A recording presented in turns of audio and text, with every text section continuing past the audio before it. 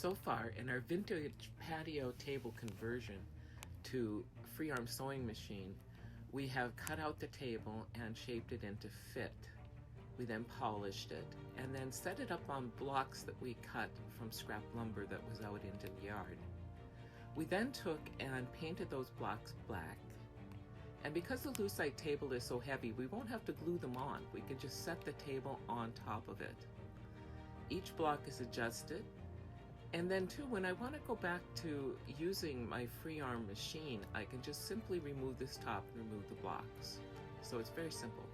I can also keep my small spools of thread underneath the table for easy viewing and easy selection when I'm working on a project. And I keep my small toolbox under there too. So if you really like this project, stick with us for more vintage tiny sewing room ideas. Stitching Up History is on YouTube, Facebook, Twitter, and Instagram.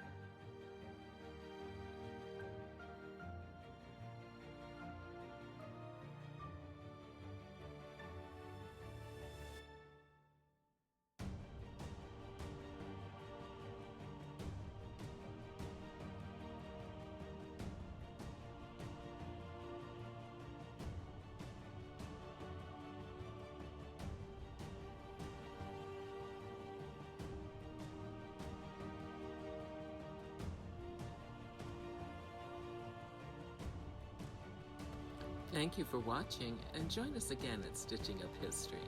Until then, take care.